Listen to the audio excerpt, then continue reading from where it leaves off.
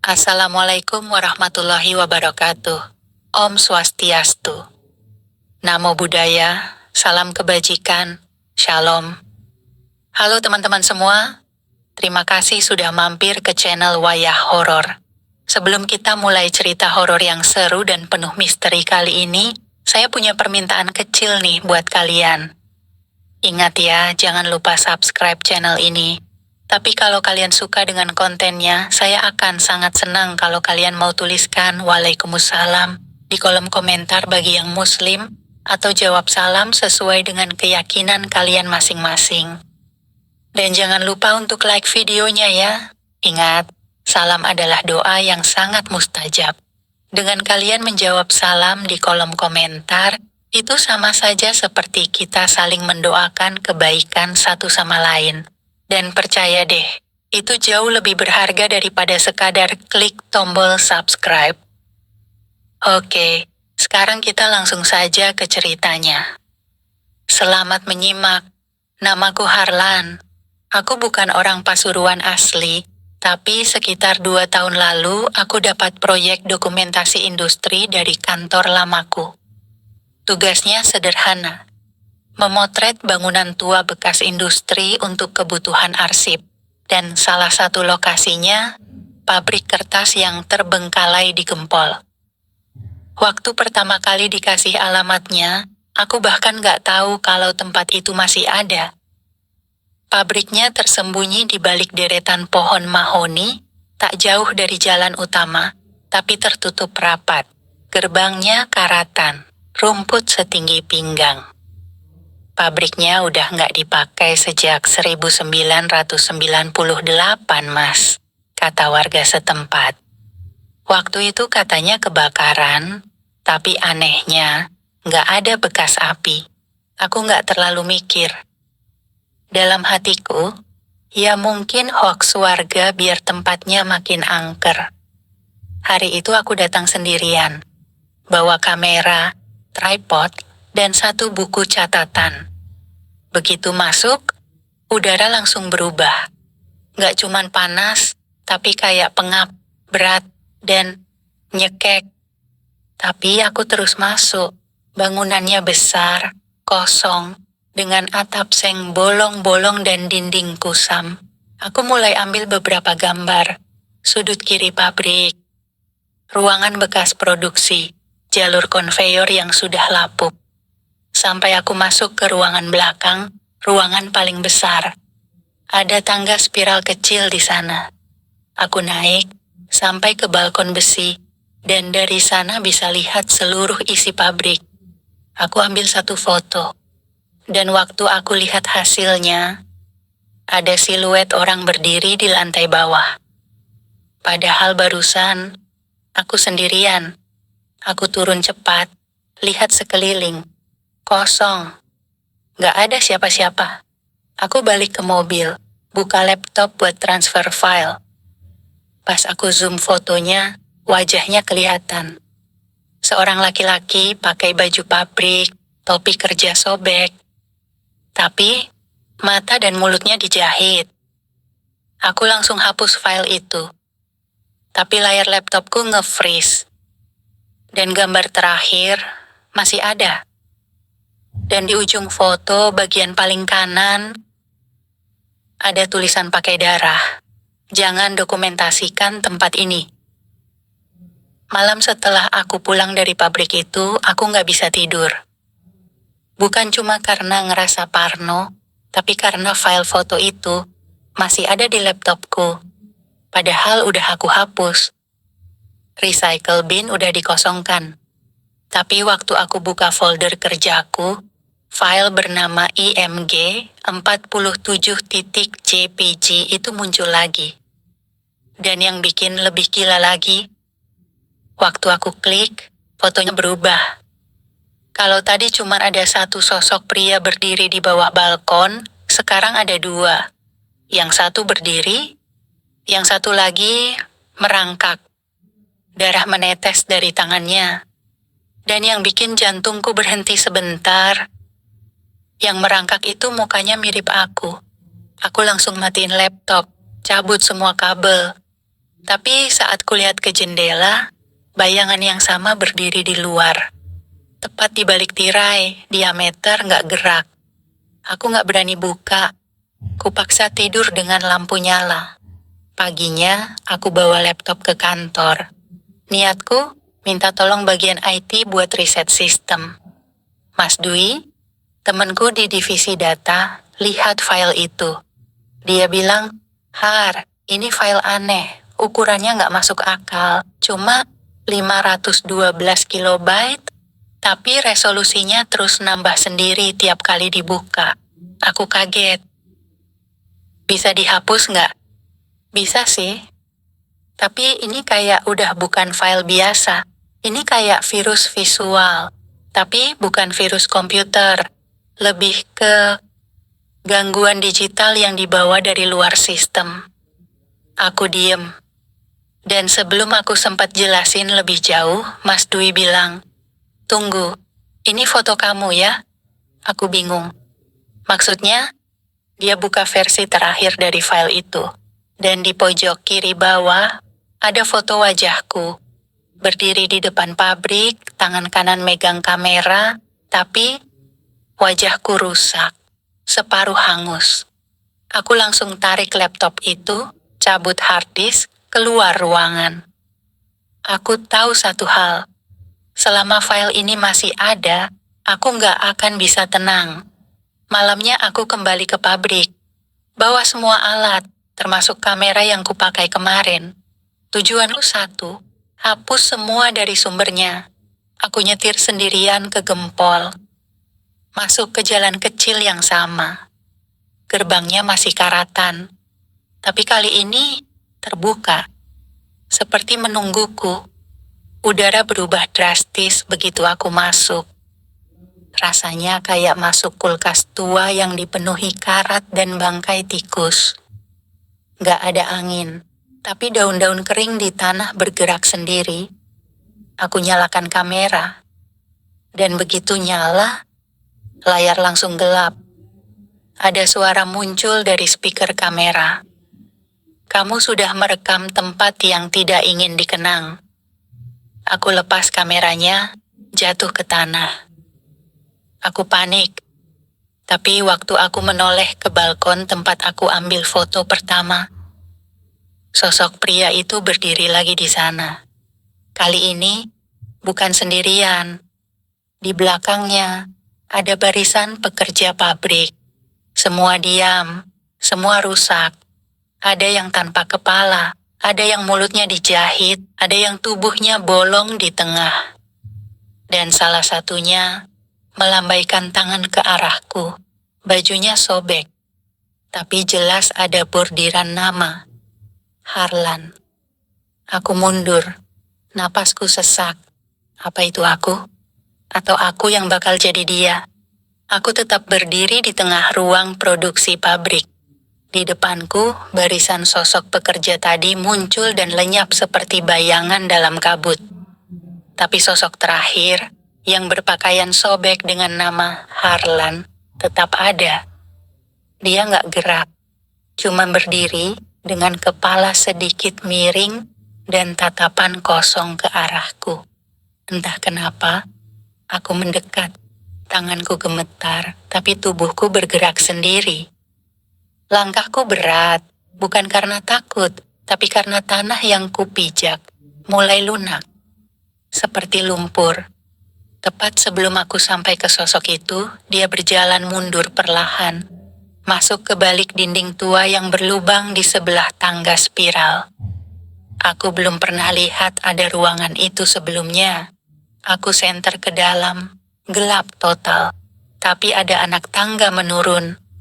Dan di dinding lubangnya, tertulis dengan arang, ruang bawah tidak boleh dibuka. Tapi aku tetap masuk.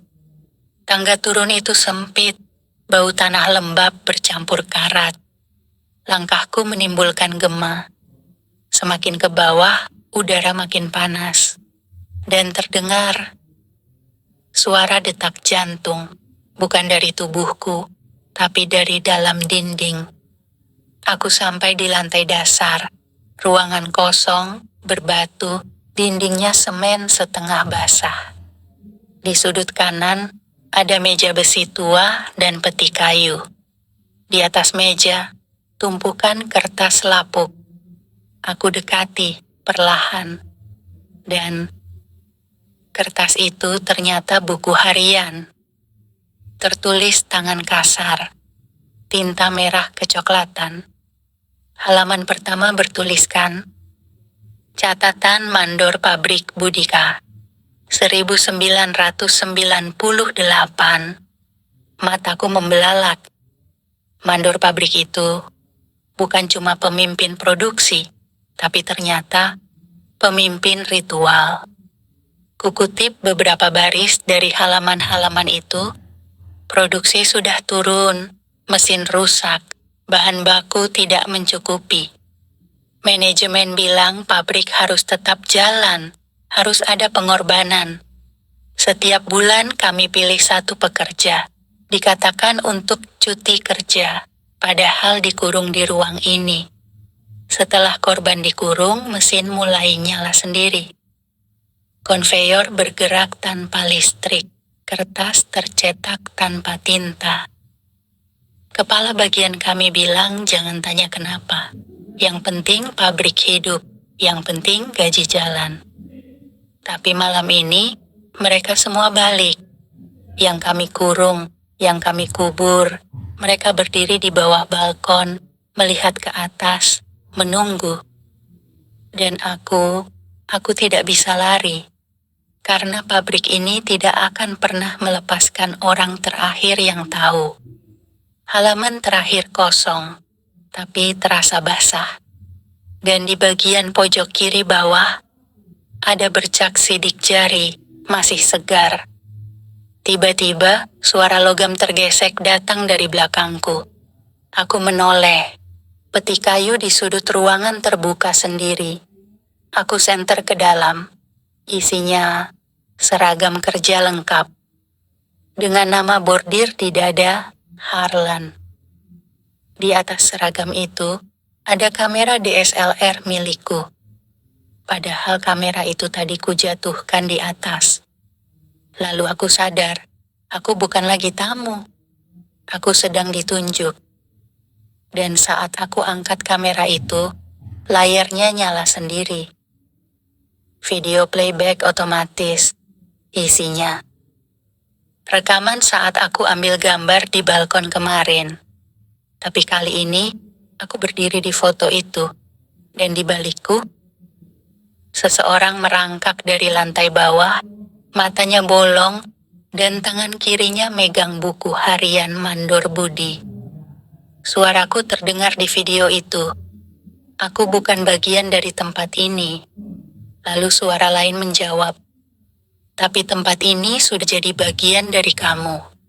Aku lari keluar dari ruang bawah tanah dengan napas tercekat.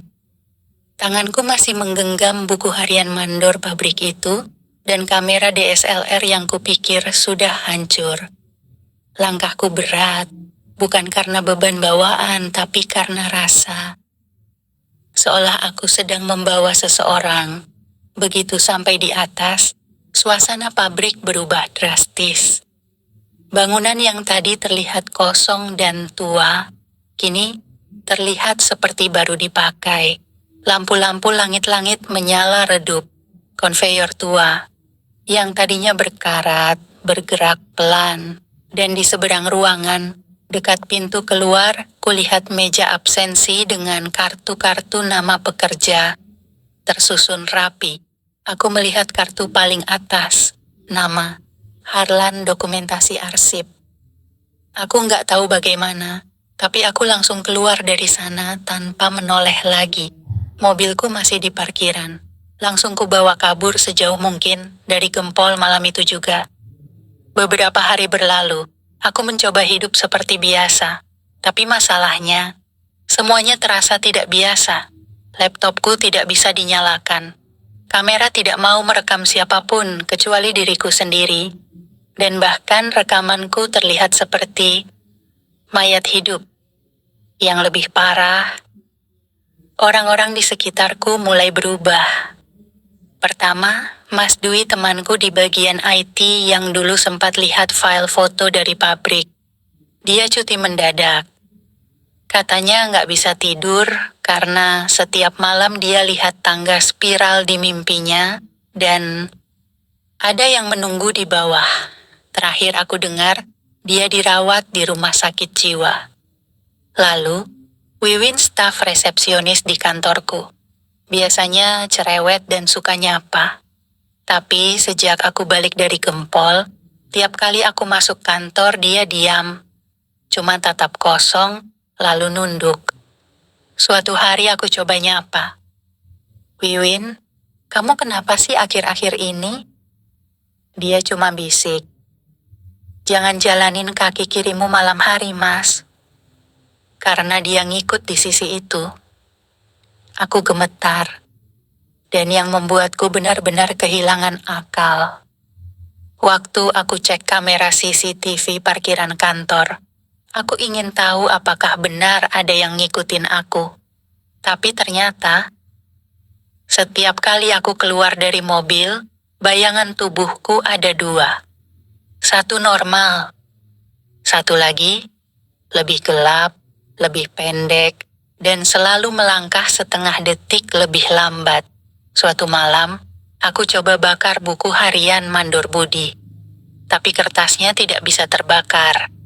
Bahkan saat ku bakar di atas kompor, kertas itu meleleh, tapi tulisannya tetap utuh. Seperti tinta itu menolak mati. Aku lempar buku itu ke tong sampah. Tapi paginya, buku itu kembali ke meja kerjaku. Rapi, bersih, tanpa abu. Dan di halaman terakhir, yang dulu kosong, ada tulisan baru. Tulisan itu bukan tulisan Budi, tapi tulisan mirip coretanku sendiri. Terima kasih sudah menggantikan tugas saya. Pabrik tidak pernah mati. Pabrik hanya tidur. Dan kamu yang membangunkannya. Pabrik itu tidak lagi tinggal di Gempol. Hari keempat setelah kunjungan terakhirku ke pabrik tua itu, aku memutuskan untuk nggak masuk kantor. Aku terlalu banyak mimpi aneh. Terlalu banyak kejadian yang nggak masuk akal.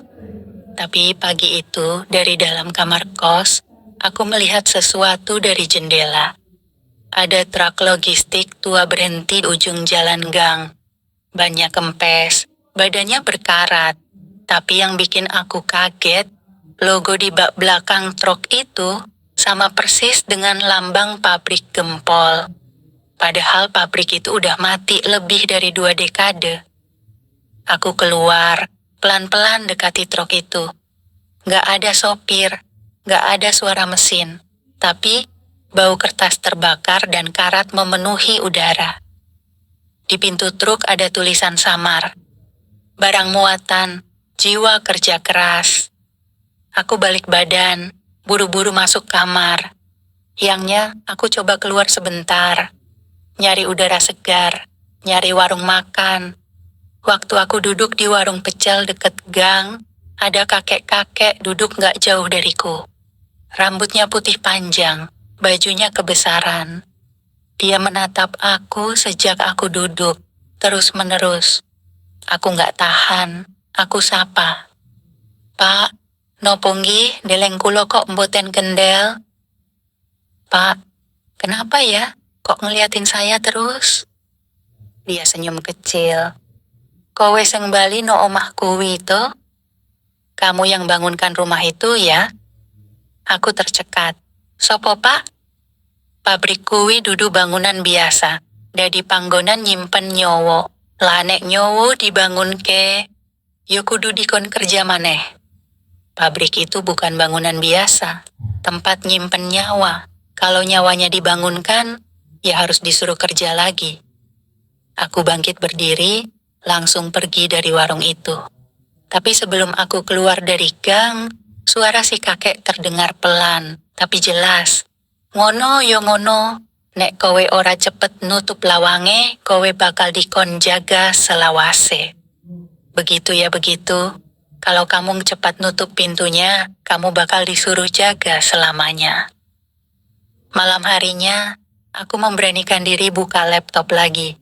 Kali ini bukan untuk cari jawaban, tapi untuk mencoba menulis ulang catatan yang kutemukan di ruang bawah tanah. Aku ketik ulang bagian ritual yang tertulis di buku harian mandor. Tapi saat aku mulai salin, lampu kamarku mati sendiri, dan layar laptop berubah gelap, menampilkan kamera webcam yang aktif sendiri. Di layar, aku melihat kamarku, dan di belakangku, seseorang berdiri. Aku refleks menoleh, gak ada siapa-siapa. Tapi waktu aku kembali lihat layar, wajah orang itu sudah mendekat, menempel di kamera, dan bibirnya bergerak, pelan. Tapi aku bisa baca gerakannya. Ojo dicerita kakek maneh, ojo diulangi. Jangan diceritakan lagi, jangan diulang. Aku mencabut kabel laptop, matikan semua. Tapi semua lampu mati. Dan dari arah dinding kamarku, aku dengar suara mesin berputar. Suara sabuk konveyor, suara pabrik. Padahal aku sudah jauh dari Gempol, yang pernah sakit, pernah tenggelam. Setelah kejadian malam itu, aku nggak bisa tidur. Bukan karena takut, tapi karena tiap kali aku pejamkan mata, aku merasa sedang masuk pabrik itu lagi. Dengan suara mesin berdetak, konveyor berputar, dan tumpukan kertas yang keluar dari mesin, bukan kertas biasa, tapi kertas berisi nama-nama orang hidup.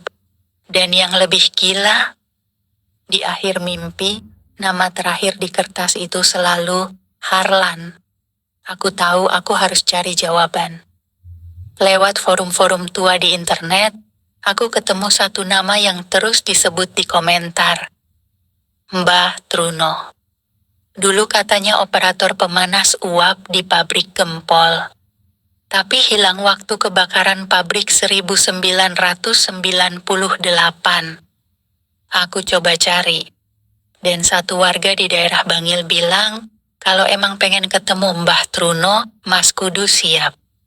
Soale Mbah Truno kuwi ora iso ditanyai nganggo mulut, tapi nganggo kuping lan ati. Aku pikir itu cuma peribahasa. Ternyata enggak. Aku sampai ke pondok kecil di tengah area kebun kosong. Di sana, duduk seorang lelaki tua, kulitnya hitam kemerahan, rambut panjang kusut, mata sipit tapi nyala. Dia diam, tapi tangannya menggambar pola spiral di tanah. Aku duduk di seberangnya. Dia tetap diam. Aku buka tas, keluarkan buku catatan dari ruang bawah tanah. Letakkan di depannya. Baru setelah itu, dia bicara. Pelan, tapi jelas. Kowe sing mecah cangkange. Kamu yang memecahkan kulit pelindungnya. Aku wis nutup lawange suwene 20 tahun.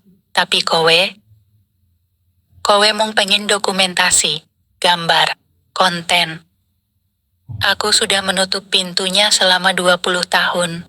Tapi kamu cuma ingin dokumentasi, gambar, konten.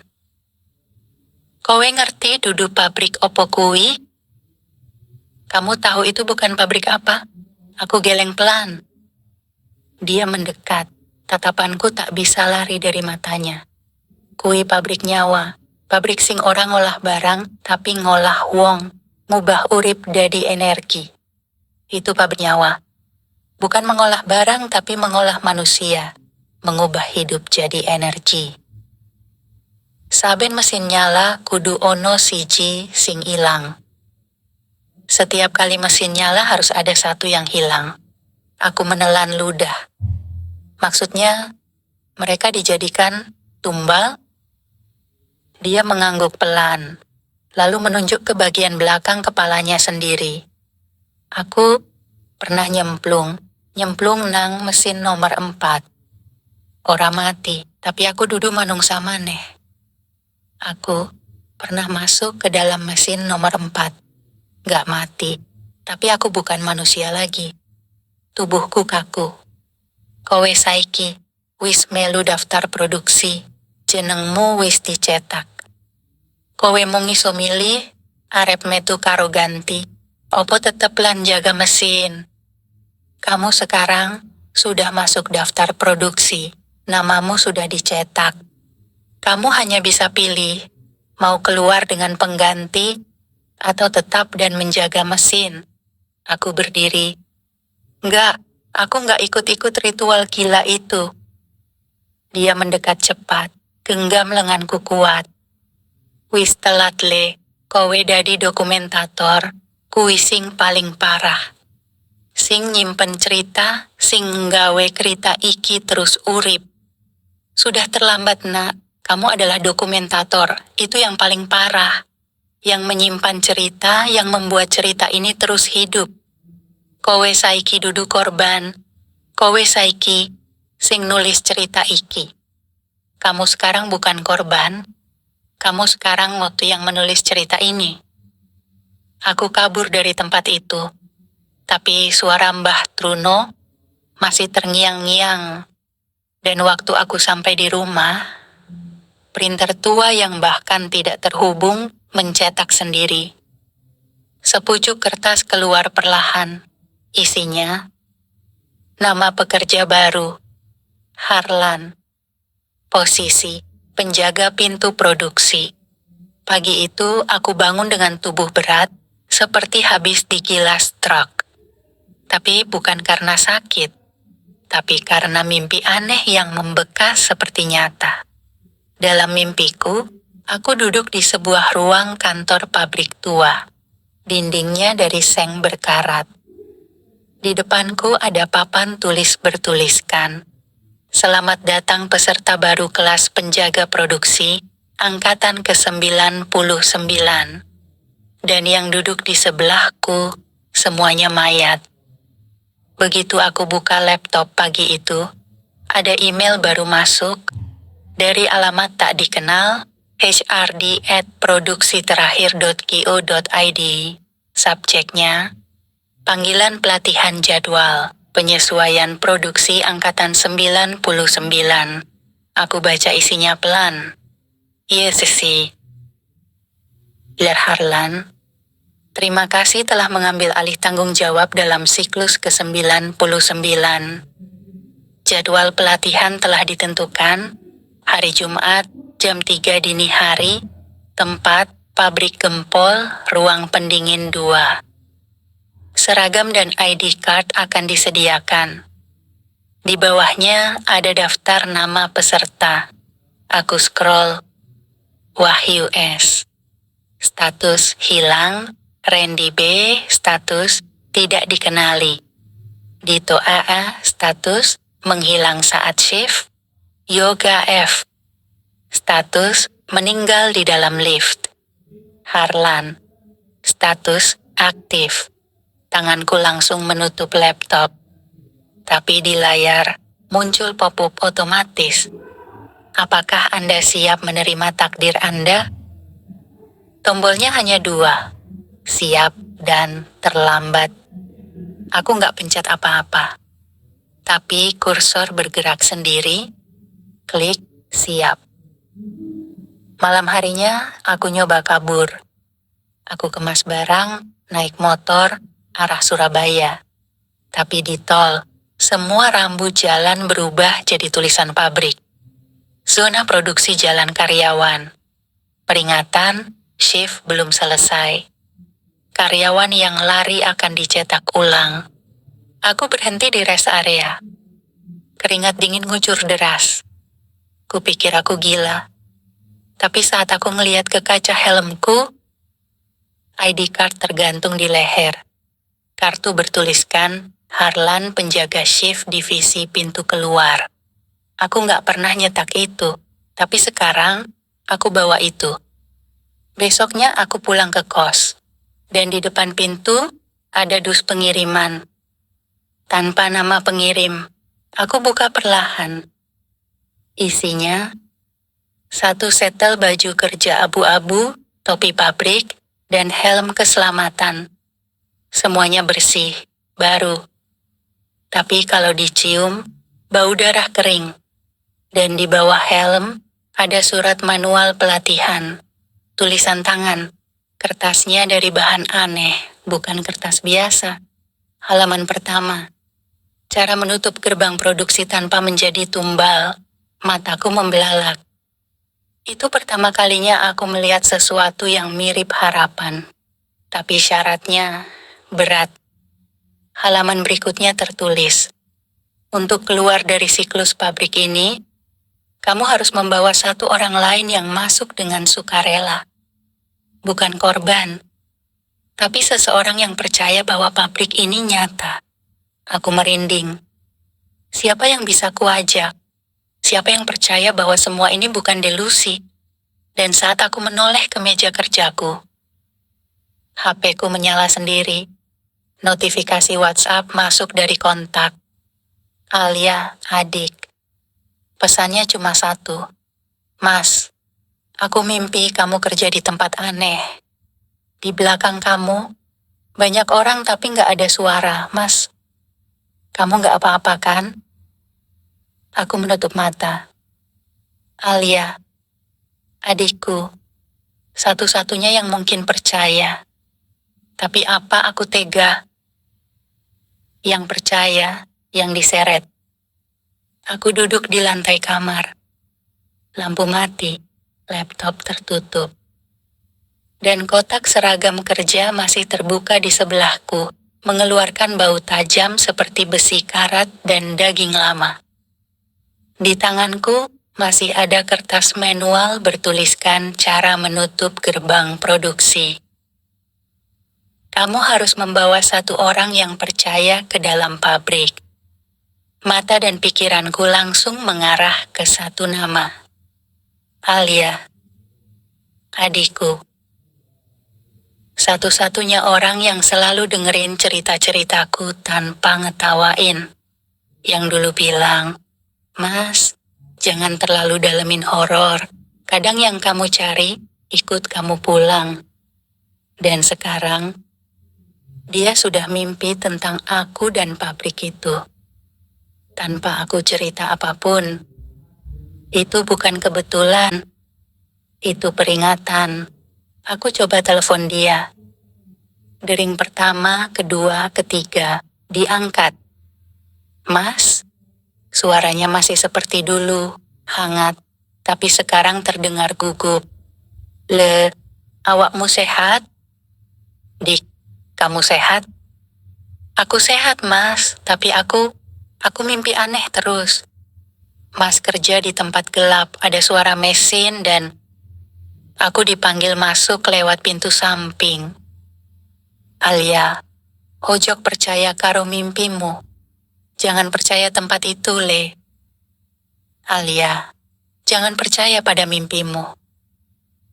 Tapi Mas, kemarin sore aku buka email. Ada undangan magang masuk.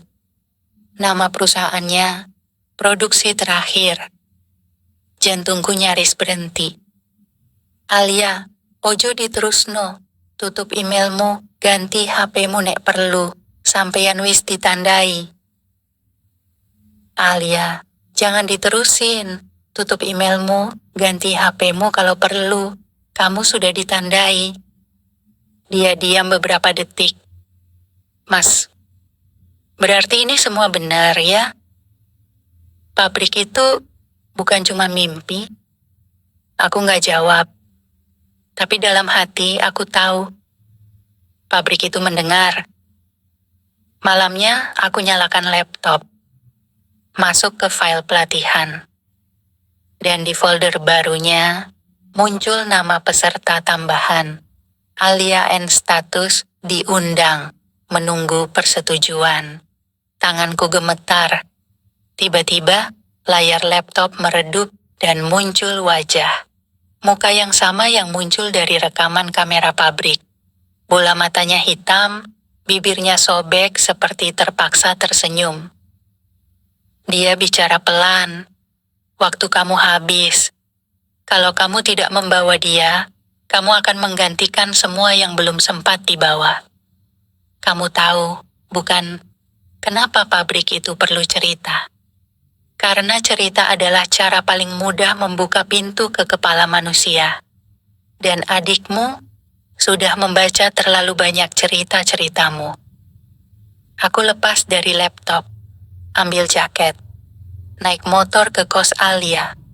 Tapi di perjalanan, aku merasa jalan-jalan kota mulai berubah. Pelang jalan berganti, shift pagi, divisi penyimpanan, zona uap 3. Dan ketika aku sampai di gang kosnya, seluruh rumah di sepanjang gang sudah berganti. Jadi seperti bangunan pabrik, dinding abu-abu, jendela besi. Dan suara mesin uap mulai terdengar dari bawah tanah. Aku masuk ke dalam. Ketok pintu kamar Alia. Le, iki Mas Bayu, buka lawange. Dik, ini Mas Bayu, buka pintunya. Tapi tak ada jawaban. Aku dobrak. Kamar kosong. Kasur terlipat. Dan di atas meja, ada surat undangan resmi. Tercetak, Alia N diterima sebagai asisten administrasi produksi. Dan di belakang surat itu, dengan tulisan tangan, terima kasih sudah percaya. Gerbang akan terbuka Jumat, pukul 03.00. Datanglah bersama atau tidak sama sekali. Aku duduk di lantai. Mataku panas. Tapi bukan karena mau menangis. Tapi karena aku sadar. Kalau aku nggak datang, dia yang akan diambil. Tapi kalau aku datang, aku bisa memilih menggantikan. Jumat dini hari, pukul 02.47. Waktu Indonesia Barat. Aku sudah berdiri di depan gerbang pabrik itu lagi. Sendirian. Dengan jaket lama, sepatu basah, dan ID card yang muncul entah dari mana tergantung di leherku. Di saku kiriku, undangan Alia yang kutemukan kemarin, gerbang besi besar itu terbuka sendiri. Tanpa suara, tanpa angin, tanpa sambutan, aku melangkah masuk. Dan kali ini, pabrik itu hidup sepenuhnya. Lampu-lampu langit-langit menyala. Konveyor bergerak pelan. Pintu-pintu ruang produksi terbuka dan tertutup sendiri, seolah menyambut para pekerja bayangan. Tapi yang paling berbeda, tidak ada satu suara pun. Tak ada mesin, tak ada dengung, tak ada teriakan. Semua terlalu sunyi. Aku mengikuti jalur konveyor utama, melewati ruang-ruang yang pernah kulihat di foto, dan akhirnya sampai di satu ruang besar bertuliskan, ruang pelatihan shift terakhir. Aku buka pintunya. Di dalamnya ada deretan meja seperti kelas. Tiap meja ada satu nama, dan di setiap kursi duduk seseorang. Beberapa aku kenal, wajah-wajah dari foto di buku harian Mandor Budi. Tapi mereka bukan hidup. Mereka diam, tubuhnya abu-abu seperti patung, tapi bola matanya tetap mengikuti setiap gerakanku. Di meja paling depan tertulis namaku, Harlan. Aku duduk, dan saat aku duduk, lampu padam. Pintu tertutup rapat. Lalu layar putih turun dari langit-langit. Proyektor menyala. Isi tayangannya bukan video pelatihan, tapi rekaman kamera tersembunyi memperlihatkan aku di kamar saat pertama kali pulang dari pabrik. Aku menghapus file yang kembali sendiri. Aku berbicara dengan Alia lewat telepon. Aku bertemu Mbah Truno. Aku melihat undangan pelatihan. Semua kejadian direkam, seperti aku sudah jadi bagian dari sistem ini sejak lama. Lalu layar mati. Dan dari dinding belakang satu suara terdengar. Selamat datang operator baru. Aku menoleh.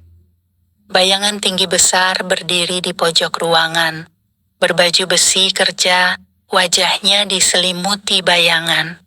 Tapi sorot matanya seperti besi panas yang menatap langsung ke dalam dada.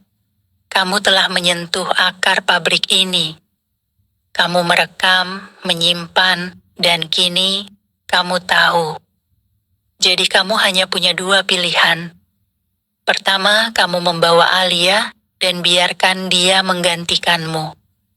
Kedua, kamu tetap di sini dan gerakan mesin agar orang lain bisa keluar. Karena hanya satu yang boleh bebas. Aku bangkit dari kursi. Aku mau dia keluar. Aku di sini. Aku yang bawa cerita ini. Biarkan aku yang jaga pintunya. Bayangan itu mendekat. Suara mesin tua mulai hidup. Seluruh pabrik bergetar pelan. Dinding-dinding bernafas.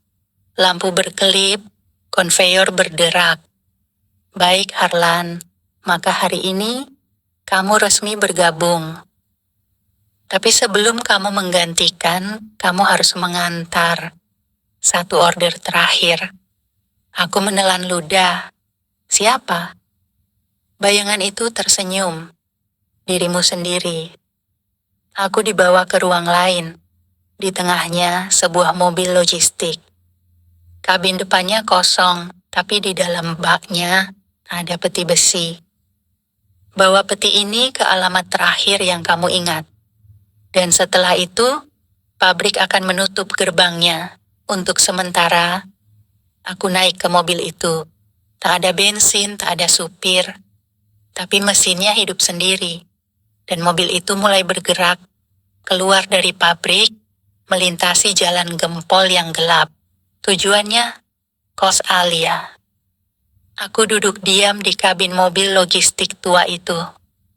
Setirnya bergerak sendiri, pedal gas menginjak tanpa kaki, dan aku hanya bisa melihat jalanan kota Pasuruan yang berubah-ubah di luar kaca.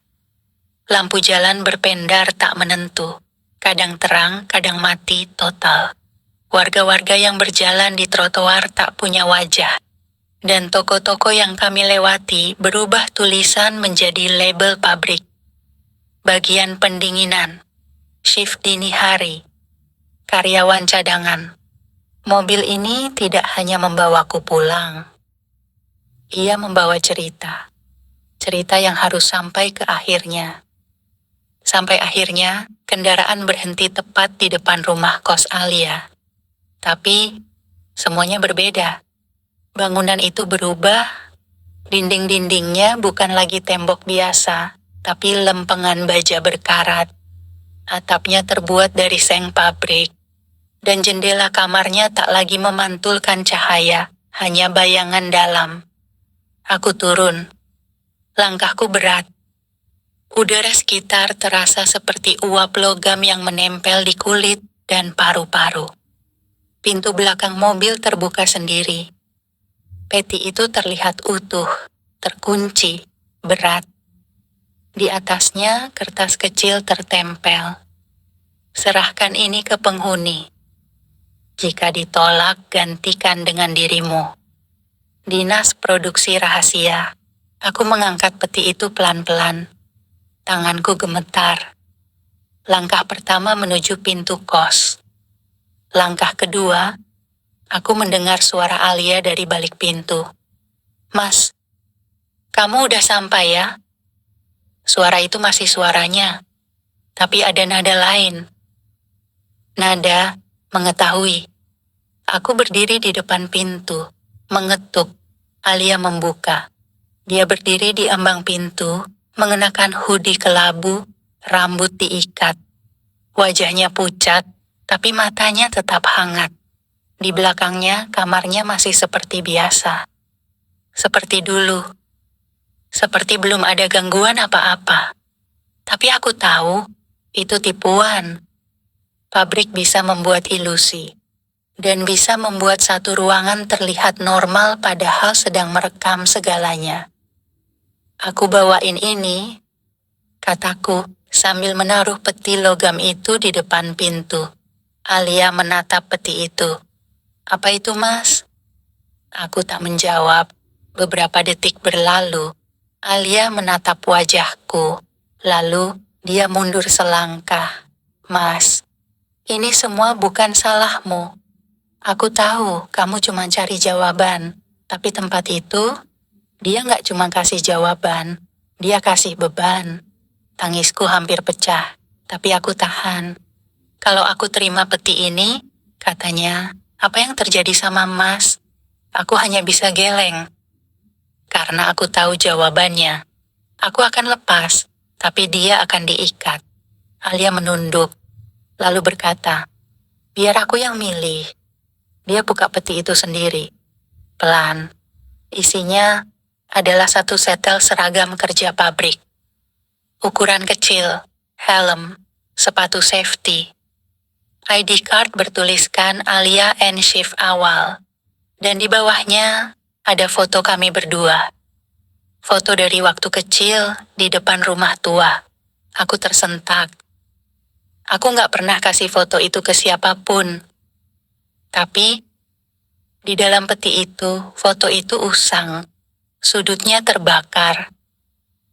Dan di balik foto itu tertulis, seseorang harus menjaga cerita ini tetap hidup. Alia menatapku lagi. Kamu gak bisa terus bawa ini, Mas. Kalau bukan aku, nanti akan ada orang lain. Dan orang itu bisa siapa aja. Bisa orang yang bahkan gak ngerti kamu. Aku ngerti kamu. Aku tahu kamu gak pernah berniat ngelukai siapapun. Aku mau masuk, karena aku tahu kamu gak akan bisa keluar kalau aku gak bilang, Mas, biarin aku gantian. Dan saat dia mengucapkan itu, pabrik mulai menarik. Uap muncul dari lantai. Cahaya kuning pudar dari balik jendela menyinari tubuh Alia.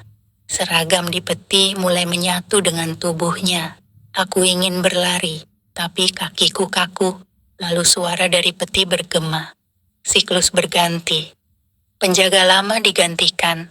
Shift baru dimulai. Dan di tanganku, ID card yang tadinya bertuliskan namaku berubah jadi kosong. Aku berdiri, kosong, hening. Tapi, ringan. Alia menoleh sebentar, tersenyum.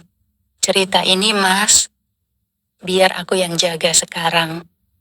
Dan saat pintu kamar menutup, seluruh bangunan berubah menjadi abu.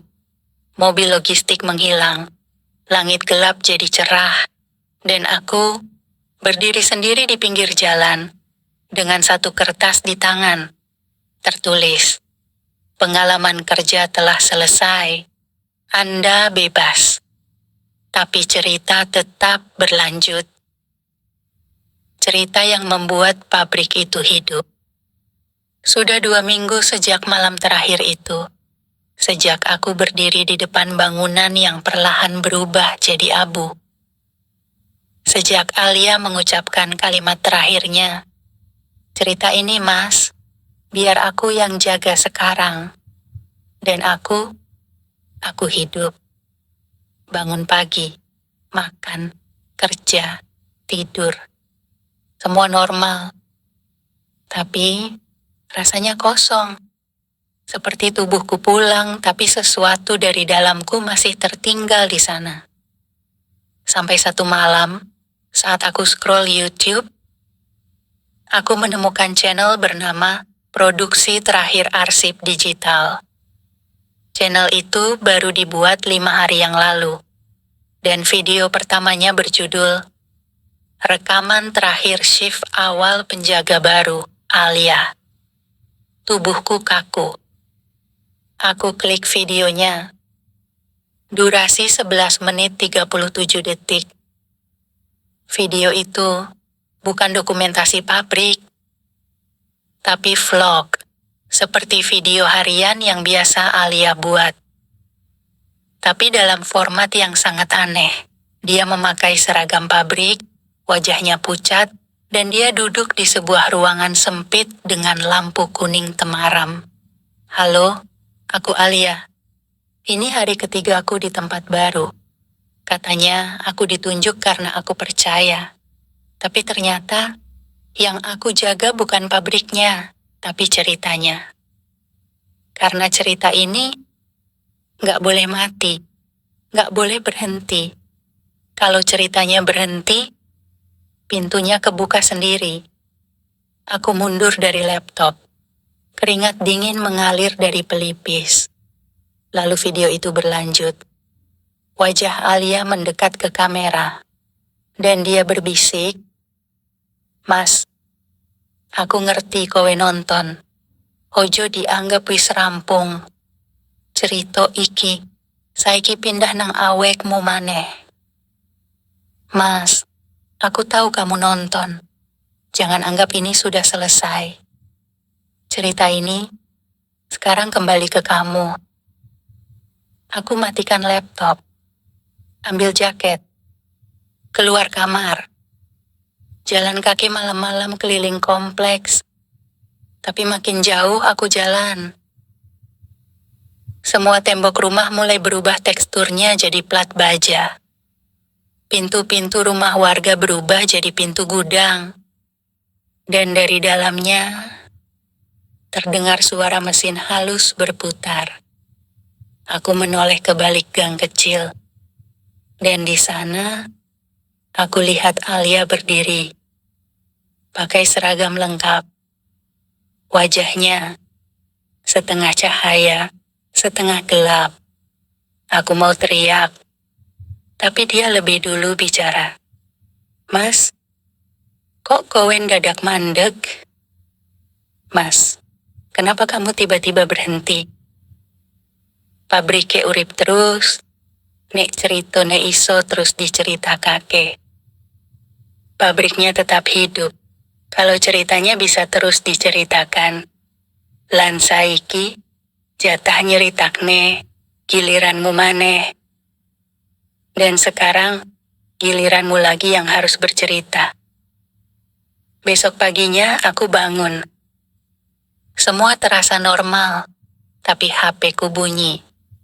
Notifikasi email masuk dari produksi.arsip@shiftawal.net. Subjek: cerita Anda sedang dinikmati 45.273 penonton baru. Terima kasih telah menulis ulang. Lampiran. Video thumbnail wajahku. Judul video: aku pernah masuk ke pabrik yang butuh nyawa buat nyala. Dan komentar terbuka. "Woi, serem BGT ini asli. Cerita ini viral di Reddit horor loh. Masih update? Penasaran kelanjutannya? Kok makin banyak WG ngalamin hal WG sama ya setelah nonton ini? Cerita ini bukan milikmu sendiri. 2 hari setelah email itu masuk, hidupku berubah. Bukan karena teror, tapi karena aku menjadi viral.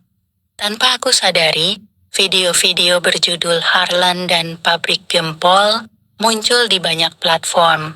Ada yang dalam bentuk podcast, ada yang narasi animasi, bahkan ada yang dijadikan konten TikTok dengan tagar Pabrik Nyawa dan Shift Alia. Semua itu bukan aku yang buat, tapi entah kenapa, semua ceritanya benar. Dan makin banyak yang nonton, makin sering aku mimpi buruk. Satu malam, aku mimpi berada di tengah pabrik besar, tapi bukan di Gempol.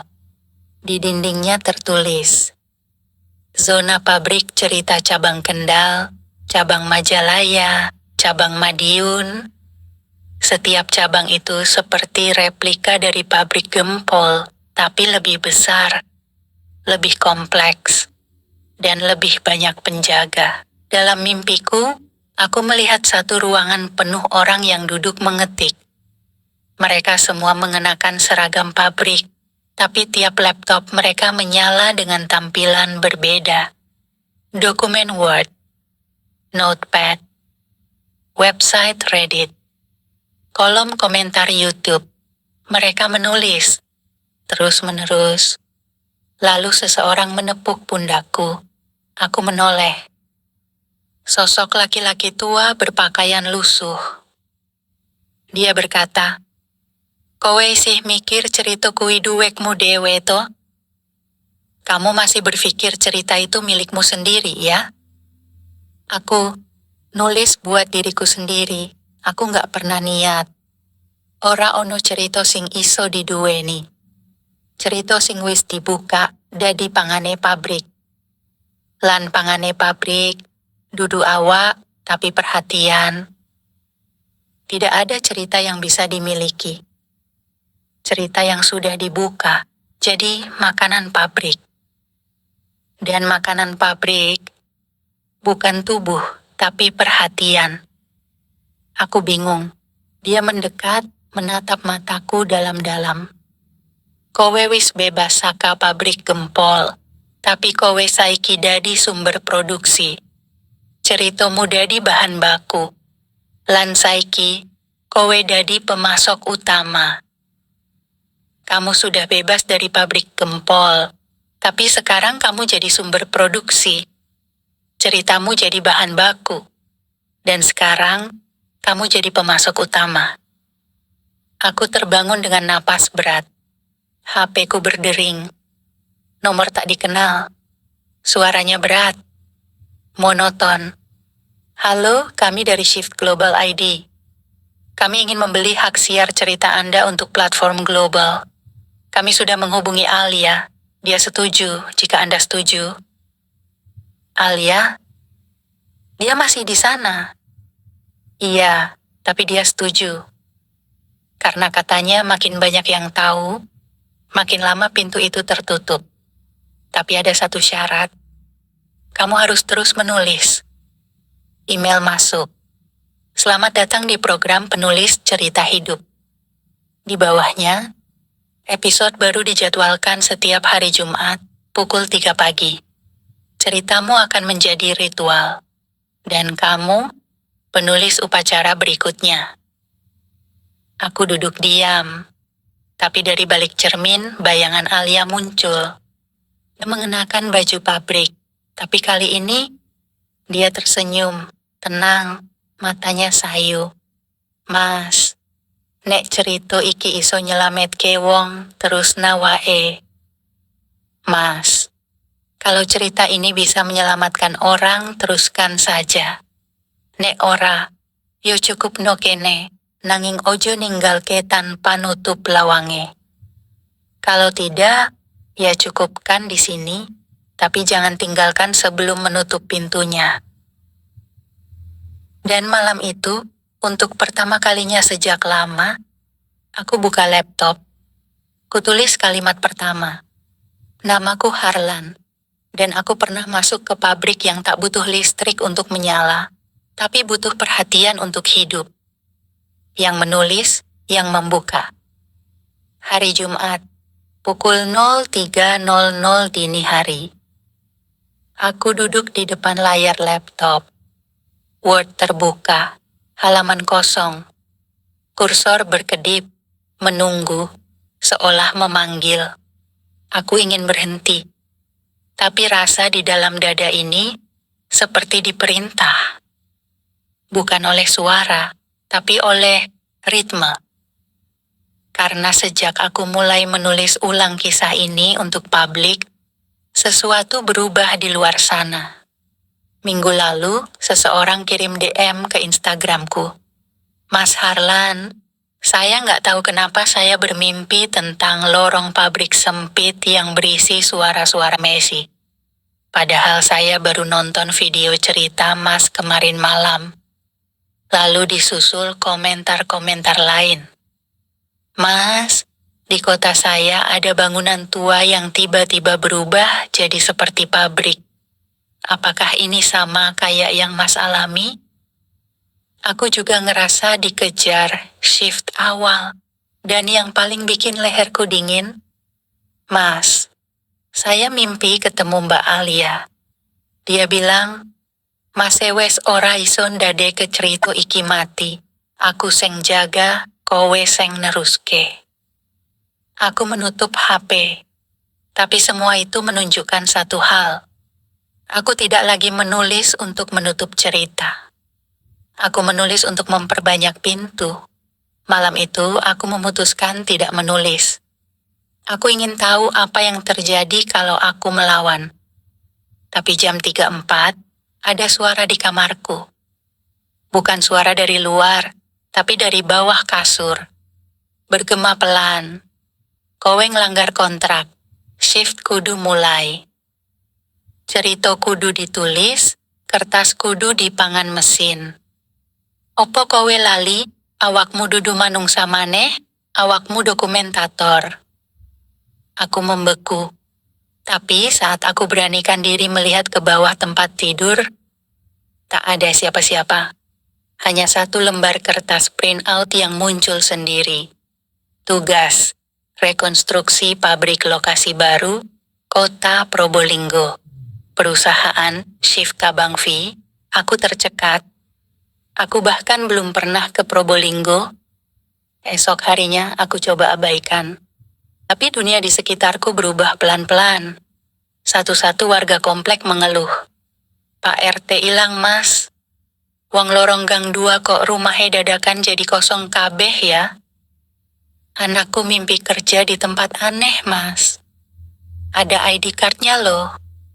Aku tahu ini bukan kebetulan. Aku buka laptop lagi. Dan kali ini aku nulis satu kalimat. Pabrik Probolinggo berdiri di atas tanah bekas sumur tua, tempat suara-suara masih keluar tiap malam. Baru aku tekan tombol enter. HP-ku bunyi. Notifikasi masuk dari aplikasi catatan. Draft pabrik Probolinggo berhasil disebar ke 312 akun anonim. Shift dimulai. Aku terduduk. Aku tidak lagi menulis cerita. Aku menanam cerita. Dan dari tanah tempat cerita itu tumbuh, pabrik-pabrik baru akan hidup. Tengah malam, aku mimpi masuk ke ruangan rapat yang panjang. Di sana, deretan orang duduk mengenakan seragam berbeda-beda.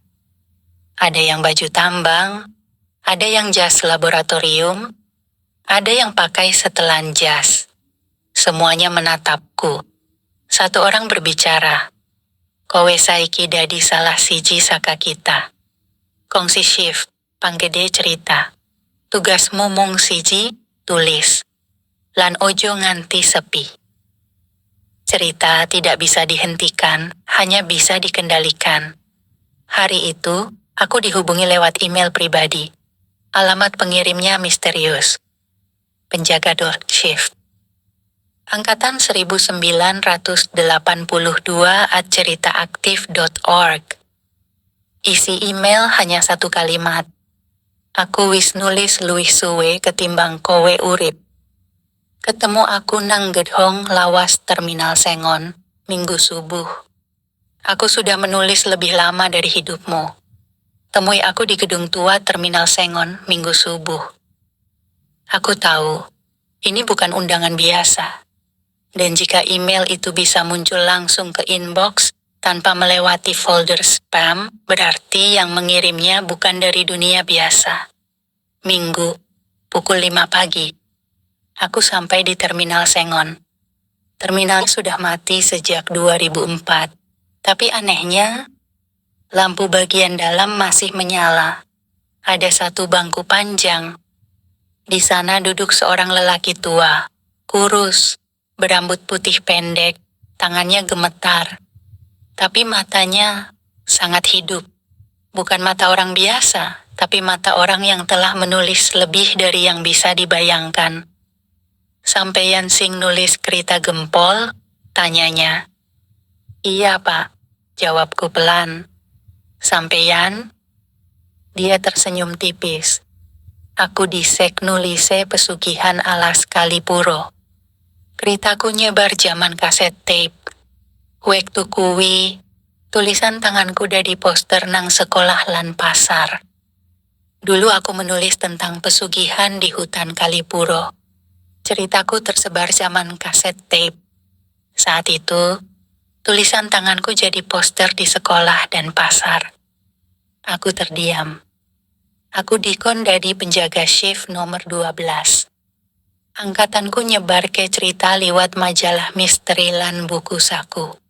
Tapi saiki, kowe generasi digital. Sampeyan sing nyambung kabeh jaringan kerita. Aku ditugasi jadi penjaga shift nomor 12. Angkatanku menyebarkan cerita lewat majalah misteri dan buku saku. Tapi sekarang, kamu generasi digital. Kamu yang menyambung semua jaringan cerita. Apa saya masih bisa berhenti, Pak? Dia terdiam, menatapku lama. Ora, ceritaku ora bisa diendeke. Cerita sing wis urip nek ora ditulis, bakal nulis dewe. Lan nek nulis dewe, ceritane rusak. Tidak, cerita tidak bisa dihentikan. Cerita yang sudah hidup kalau tidak ditulis, akan menulis sendiri. Dan kalau menulis sendiri, ceritanya rusak.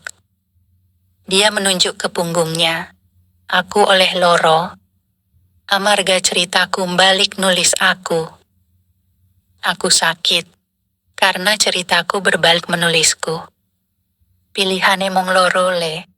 Kowe nulis, kowe kendaleke. Opo kowe mandek. Lan kritane ngambil awakmu. Pilihannya cuma dua, nak. Kamu menulis, kamu kendalikan. Atau kamu berhenti, dan ceritanya mengambil tubuhmu. Aku menelan ludah. Kalau saya terus nulis, saya bisa bebas. Ora, kowe mong iso mindah awakmu nang cerita liya. Bebas kui ilusi. Tapi kowe bisa ngendaleke, lan jaga, supaya ceritamu orang remuk wong liya. Tidak, kamu hanya bisa memindahkan dirimu ke cerita lain. Bebas itu ilusi. Tapi kamu bisa mengendalikan dan menjaga supaya ceritamu tidak menghancurkan orang lain. Sebelum aku pamit, dia beri aku satu flash disk. Isine draft awal sistem shift. Saka zaman lawas. Tulisane tangan. Nek ngerti isine, kowe ngerti carane nutup pabrik Saka Jero. Aku pulang. Di laptopku, flash disk itu terbaca sebagai pabrik draft 0.1 teks. Filenya hanya berisi satu kalimat, ditulis berulang ribuan kali. Cerita hidup karena dibaca. Cerita mati karena disimpan. Tapi cerita yang disimpan akan membusuk dan meledak. Dan di akhir file, kalau kamu membaca sampai sini, kamu adalah bagian dari produksi berikutnya. Cerita terakhir untuk yang mendengarkan. Hari Jumat, pukul 2.55 WIB. Aku duduk di meja kerja. Laptop menyala, kursor berkedip. Kopi dingin di samping tangan, dan satu dokumen kosong menunggu di layar. Aku sudah melihat semua. Pabrik gempol, ruang bawah tanah, buku mandor, alia, email-email misterius, hingga bertemu penulis shift era 1982. Tapi sekarang, saatnya menulis satu cerita terakhir. Bukan soal pabrik, bukan soal pekerja, tapi tentang kamu. Ya, kamu yang sedang membaca cerita ini. Karena sejak awal, cerita ini memang bukan untukku. Ini tentang kamu, yang terus menyimak sampai akhir. Dan aku tahu kamu penasaran. Kamu bertanya, apa cerita ini nyata? Apa mungkin pabrik seperti itu ada? Apa mungkin cerita bisa hidup? Jawabanku satu. Cerita yang kamu percaya akan hidup dalam cara yang kamu izinkan. Dan sekarang, cerita ini hidup karena kamu percaya. Aku mulai mengetik. Di suatu tempat ada seseorang yang membaca cerita panjang tentang pabrik. Dia tak menyadari, tiap scroll yang ia lakukan adalah langkah menuju ruang produksi. Dan tiap kata yang ia baca adalah bahan baku untuk satu cerita baru. Cerita itu belum ada, tapi akan ada, karena orang itu baru saja membuka pintunya sendiri. Di luar jendela kamarku, angin berhenti. Jam di meja pukul 3 pagi waktu Indonesia Barat, dan layar laptop menampilkan notifikasi. Satu pembaca aktif, shift baru dimulai. Akhir cerita. Pesan moral. Kita semua adalah penjaga cerita. Cerita bukan hanya dongeng atau tulisan panjang. Cerita adalah ingatan kolektif manusia. Dan siapapun yang mendengar, menyimpan, atau meneruskannya adalah bagian dari sistem yang membuatnya hidup. Percaya bukan sekadar yakin, tapi membuka pintu. Dalam dunia nyata maupun fiksi, apa yang kita percayai memiliki daya. Dan semakin banyak yang percaya, semakin besar cerita itu tumbuh. Hati-hati, karena tak semua cerita ingin berhenti. Menulis dan membaca bukan tindakan pasif. Saat kamu mengetik atau membaca sesuatu, kamu sedang menciptakan dunia baru. Maka, pikirkan, dunia seperti apa yang sedang kamu lahirkan? Kadang yang menakutkan bukan hantunya, tapi cerita yang tidak pernah selesai. Karena cerita yang tidak selesai akan terus cari jalan, cari pembaca, cari pelanjut, cari kamu.